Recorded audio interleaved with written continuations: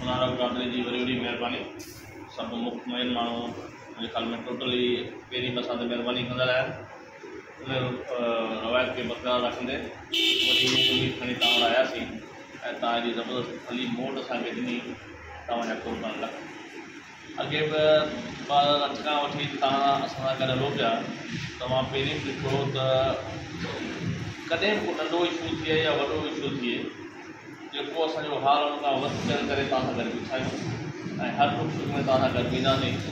जो ॻाल्हि तव्हां पंचायत जी कई सिटीज़न कमेटी वारा इंशाअल्लाह यकीनन पहिरियों तजुर्बो असांजो हो पहिरीं 5 साल में कई अहिड़ियूं शयूं जेको असांखे रहिजी वियूं उन लाइ असीं हाणे इन प्रोग्राम ते आहियूं त हाणे असांखां का बि उणिवी न थी ऐं असीं फुल पंहिंजी उमेद असां मुकमल तरह इमरान भाई के जो हिते सपोर्ट कयूं था हिन वार्ड में ऐं गुलाम हुसैन भाई के गुलाम हुसैन भाई वारे वार्ड में सपोर्ट कयूं था मुकमल।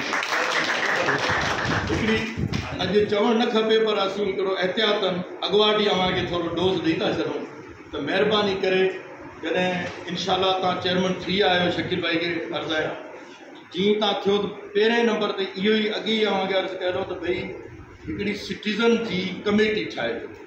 असां सोनारा ॾिसो न हाणे असांजा वोट अॻे जेके हुआ हुन खां डबल न पर 4 गुना ज़्यादा थी विया आहिनि।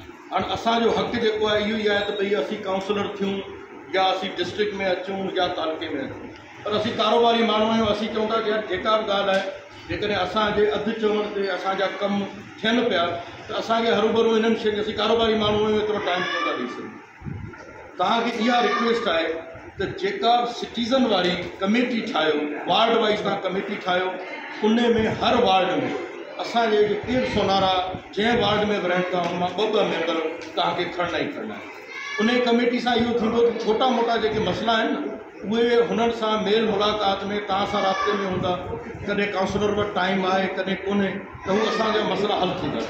असांखे कुझु कोन थो खपे सफ़ाई थिए नालियूं साफ़ थियनि ऐं हर घर में पाणी अचे स्ट्रीट लाइट लॻे। बाक़ी नौकरियूं आहिनि वॾा कम आहिनि इहे त मथां खां प्रोजेक्ट जॾहिं अचनि था तॾहिं कमु थिए। असांजा कैंडिडेट इमरान साहब ऐं गुलाम हुसैन साहब इन्हनि जी असां सोनारा बाज़ार जी हिमायत करियूं था ऐं हमेशह अॻे बि गॾु हुआसीं ऐं हाणे बि तव्हां सां गॾु आहियूं हमेशह रहंदासीं।